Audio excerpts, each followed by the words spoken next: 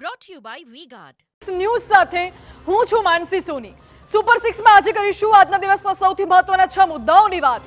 એક તરફ ગુજરાત ગરમીથી છે ત્રાહિમામ, તો બીજી તરફ કેરળમાં સિઝનના પહેલા વરસાદથી જ મચી ગયું છે કોહરામ. જાણીશું કે આખરે એક ઇમરજન્સી વોર્ડમાં શા માટે ઘૂસી પોલીસ વાન અને ધૂળતા ધૂળતા કોને મળી ગયું મોત. આ મુદ્દાઓ રહેશે આજના. સૌથી પહેલા મુદ્દામાં વાત કરીશું કાળઝાળ ગરમીની. હજુ આવનારા 4 દિવસ નહીં મળે ગરમીથી કોઈ રાહત. રાજ્યના 20 જિલ્લામાં જાહેર કરાયું છે ગરમીનું ઓરેન્જ એલર્ટ.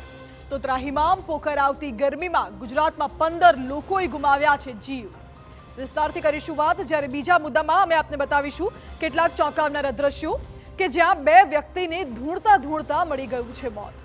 2 ભુવાજી ધૂળવા બેઠા અને ધૂળતા ધૂળતા હાર્ટ એટેકનો શિકાર બન્યા અને કોઈ કંઈ સમજે તે પહેલા જ ઢળી પડ્યા. સવાલ એ કે શું કાળઝાળ ગરમીના લીધે લથડી રહી છે તબિયત? ત્રીજા મુદ્દામાં અમે આપને બતાવીશું કેરળના દ્રશ્યો કે જ્યાં સિઝનનો પહેલો જ વરસાદ મુસીબતનો વરસાદ બનીને ખાબક્યો છે. ભારે વરસાદની આગાહી વચ્ચે કેરળના અનેક વિસ્તાર હાલ પાણી છે અને અત્યાર સુધીમાં 4 લોકો મોતને ભેટી ચૂક્યા છે. ચોથા મુદ્દામાં વાત કરીશું કિર્ગિસ્તાનમાં ફસાયેલા એક ગુજરાતીઓની કે જે મદદની લગાવી રહ્યા છે ગુહાર, પરંતુ શું સાંભળશે સરકાર?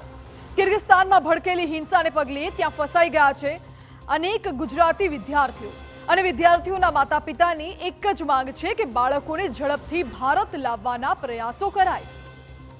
તો પાંચમા મુદ્દામાં અમે આપને બતાવીશું કેટલાક એવા દ્રશ્યો કે જેને જોઈને તમારા હોશ ઉડી જશે. ઋષિકેશમાં ગુનેગારને ઝડપવા પોલીસે ફિલ્મી ઢબે એક હોસ્પિટલમાં કરી એન્ટ્રી. દર્દીઓથી ખીચોખીચ ભરેલા ઇમરજન્સી વોર્ડમાં પીસીઆર વાન સાથે પહોંચી પોલીસ.